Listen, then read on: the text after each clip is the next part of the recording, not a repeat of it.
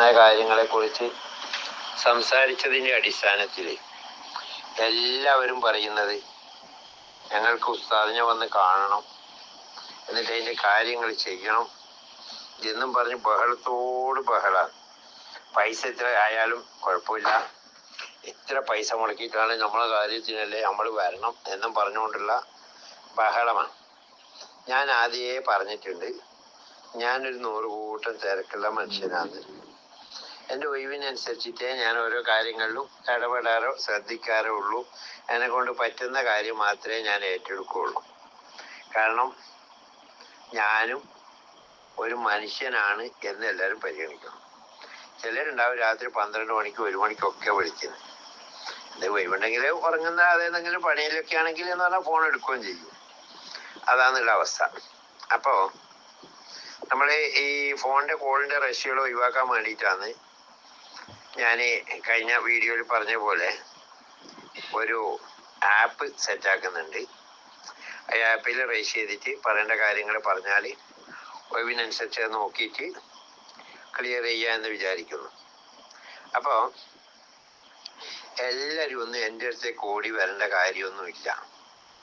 ഞാൻ നിങ്ങളോട് പറയുന്നത്, ഞാൻ ഉൾപ്പെടെ ഒരു ആത്മീയക്കാരുടെ അടുത്തേക്കും പോകരുത്. ഞാൻ ആത്മീയക്കാരനൊന്നുമല്ല, എന്നാലും നമ്മൾ ഈ എന്താ പറയുക, ഈ കർമ്മങ്ങളൊക്കെ ചെയ്യുന്ന ഒരാളാണല്ലോ.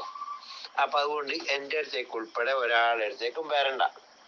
നിങ്ങൾക്ക് നിങ്ങളുടെ ലളിതമായ അവസ്ഥയിൽ ചെയ്യാൻ പറ്റുന്ന 100 കൂട്ടം കർമ്മങ്ങൾ ഞാൻ ഇങ്ങനെ ഓരോ വീഡിയോയിലായിട്ട് ചെയ്തു തരുന്നുണ്ട്. അത് നോക്കിയിട്ട് നിങ്ങളായിട്ട് ചെയ്ത് റിസൾട്ട് ഉണ്ടാക്കുകയാണ് വേണ്ടത്. ഇനി അതിന് ചിലർക്ക് അതിൻ്റെ സാധനം കിട്ടുന്നില്ല.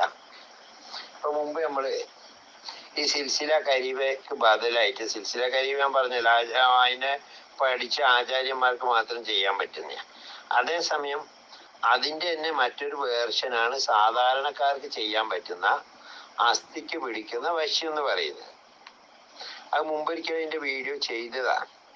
പക്ഷെ ഇപ്പോഴും പലർക്കും അതിൽ പറഞ്ഞ സാധനം എന്താണെന്ന് മനസ്സിലായിട്ടില്ല.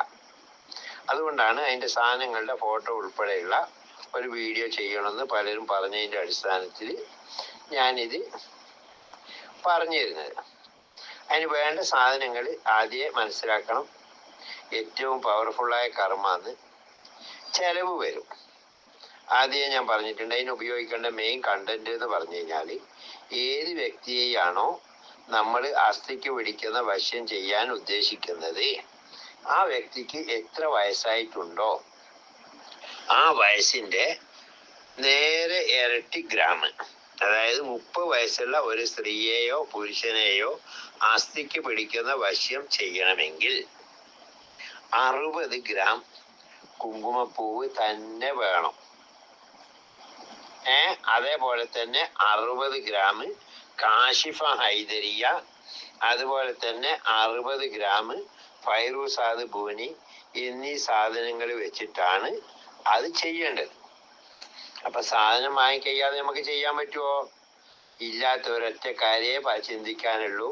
അതിനെക്കാട്ടിൽ ലളിതമായിട്ടുള്ള സർപ്പവശ്യോ മറ്റേ നാഗവശ്യോ പ്രപഞ്ചവശ്യോ പച്ചവെള്ളം കൊണ്ടുള്ള വശ്യം എന്താണെന്ന് വെച്ചാൽ ചെയ്തോളുക. ഓരോന്നിനും ഓരോ റിസൾട്ടാ. ഒരാൾ റോട്ടിലൂടി 1.5 കോടി ഉറുപ്പ്യൻ്റെ ബെൻസ് കാർ എടുത്തിട്ട് പോകുന്ന കാണുമ്പോൾ നമുക്ക് ആ ബെൻസിൽ തന്നെ നമുക്ക് പോകണം, എൻ്റെ ഇത് പൈസ ഇല്ല എന്ന് പറഞ്ഞിട്ട് കാര്യമില്ല. ആ 1.5 കോടി ഉള്ളവർക്ക് പോകാനില്ല എന്ന് ബെൻസ്. അത്ര ഇല്ലെങ്കിലോ നമുക്ക് എന്ത് ചെയ്യാം, 50 ലക്ഷത്തിന് ഫോർച്യൂണറിൽ പോകാം. അത്ര ഇല്ലെങ്കിൽ 35 ലക്ഷത്തിന് ഇന്നോവയിൽ പോകാം. അത്ര ഇല്ലെങ്കിൽ 6 ലക്ഷത്തിൻ്റെ കാറിൽ പോകാം. അതിനും ഇല്ലെങ്കിലോ 3 ലക്ഷത്തിൻ്റെ ഓട്ടോറിക്ഷയിൽ പോകാം. അതിനും പറ്റാത്തവർക്ക് 10 രൂപ കൊടുത്തിട്ട് ബസ്സിന് പോകാമെന്ന് പറയാറില്ലേ? അതേപോലെയാണ് ഈ എല്ലാ കാര്യങ്ങളും. എല്ലാവരും വലിയ പൈസ മുടക്കിയിട്ട് ചെയ്യുന്ന കണ്ടിട്ട് അത് തന്നെ എല്ലാവരും ചെയ്യണമെന്ന് വിചാരിക്കുന്നതിൽ കഥയില്ല. ചെറിയവർക്ക് ചെറിയ പണിയുണ്ട്, വലിയവർക്ക് വലിയ പണിയുണ്ട്. മനസ്സിലായില്ലേ? അപ്പം അതാണ് അതിനെക്കുറിച്ച് എനിക്ക് പറഞ്ഞു തരാനുള്ളത്. പിന്നെ ഈ കർമ്മം ചെയ്യുന്ന കാര്യം ഞാൻ പറഞ്ഞതിന്, ഇൽഫത്തിൻ്റെ തകിട് അത് ശരിയാക്കുക, ഒരു വെള്ളരിക്ക, ഒരു ചുവപ്പ് തുണി, ആദ്യം പറഞ്ഞ സാധനങ്ങൾ ഇത്തിരി വേണ്ടുള്ളൂ. ഇൽഫത്തിന് തകിട് എന്ന് പറഞ്ഞിട്ടുണ്ടെങ്കിൽ പലർക്കും എന്ന് പറഞ്ഞിട്ടുണ്ടെങ്കിൽ നാട്ടിൽ ആരെ കൊണ്ട് എഴുതിപ്പിക്കാമെന്ന് അറിയാത്തത് കൊണ്ട് 1000 ഉറുപ്പ്യ അയച്ചു തന്നു കഴിഞ്ഞാൽ ഞാൻ എന്ത് ചെയ്യും? അത് ഞാൻ തന്നെ ശരിയാക്കിയിട്ട് എൻ്റെ തന്നെ റിസ്കിൽ ഞാൻ ശരിയാക്കിയിട്ട് അയച്ചു കൊടുക്കാറുണ്ട്. പലരും അങ്ങനെ ചെയ്ത് റിസൾട്ട് ഉണ്ടാക്കാറുണ്ട്. അപ്പം തകിട് വേണം, വെള്ളരിക്ക വേണം. വെള്ളരിക്ക നന്നായിട്ട് ചിരണ്ടി നന്നാക്കുക. എന്നിട്ട് എന്ത് ചെയ്യുക? തകിടയിൽ വെക്കുക. ഈ പറഞ്ഞ സാധനങ്ങളതിൽ നിറക്കുക.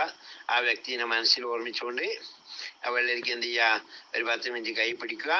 അതിൻ്റെ ശേഷം എന്ത് ചെയ്യുക? ചുവന്ന തുണിയിൽ പൊതിഞ്ഞിട്ട് നമ്മൾ ഒന്നുകിൽ ഒഴുകുന്ന വെള്ളത്തിൽ കൊണ്ട് ഇടുക, അല്ലെങ്കിൽ ചേറ്റിൽ പൂത്തുക, അല്ലെങ്കിൽ കത്തിച്ച് കളയുക. ഇതേ ചെയ്യേണ്ടേ. ഇത്രയും ലളിതമായ പണിയുണ്ട്. അതൊന്നും പോരാ. ഉസ്താദ് സിൽസില കരീബ ചെയ്തായിരുന്നു. സിൽസില കരീബ എന്ന് വെച്ചാൽ 30 വയസ്സുള്ള ഒരാൾക്ക് വേണ്ടിയിട്ട് ചെയ്യുമ്പോൾ 1.5 ലക്ഷം ഉറുപ്പ്യ വരും. അത് കേൾക്കുമ്പോഴോ അത് ഉസ്താദെ ഞങ്ങളെ കത്തിലൊന്നുമില്ല. അപ്പൊ ഇവന്റെ വിചാരേ ഉസ്താദ് ഇങ്ങനെ ഇവർക്ക് വശീകരിച്ചിട്ട് അങ്ങ് കൂട്ടി കൊടുക്കാൻ വേണ്ടിയിട്ട് നിൽക്കുകയാണ്, പൈസ ഒന്നും കൊടുക്കാതെ. എന്തൊരു ദുഷ്ട ചിന്താഗതിയാ. അത് വേണ്ട.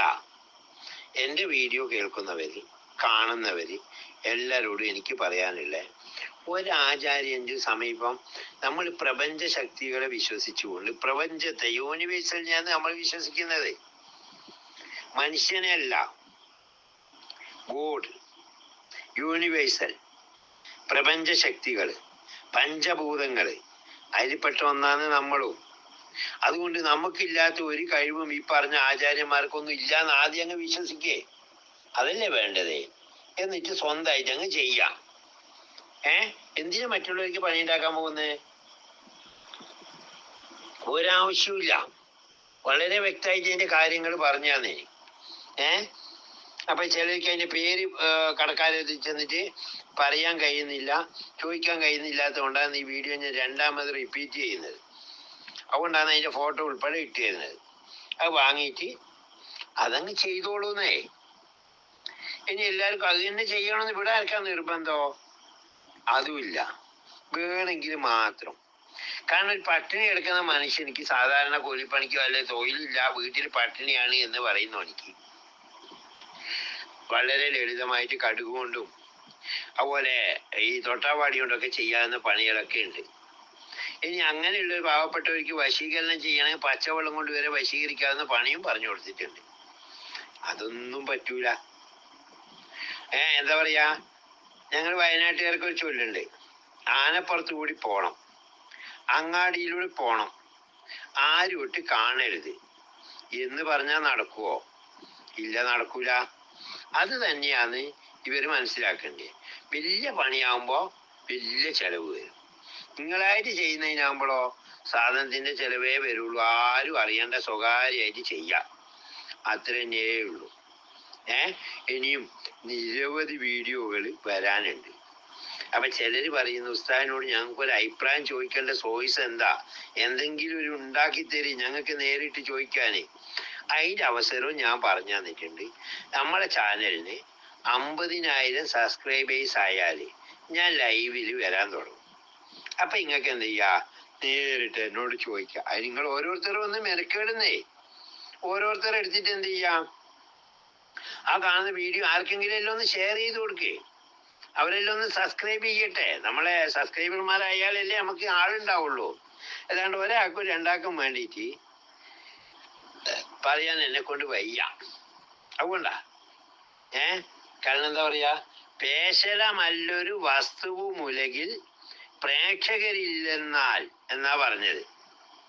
എന്നുവെച്ചാല് കാണികളില്ലെങ്കിൽ ഒരു കലക്കും വലിയ സ്ഥാനമില്ല. വലിയ എന്താ പറയാ, കാണികളില്ലെങ്കിൽ, പ്രേക്ഷകരില്ലെങ്കിൽ ഒരു വസ്തു എന്തല്ല, പേശലമല്ല എന്ന് പറഞ്ഞിട്ടുണ്ട്. ഒരു ചെയ്യാൻ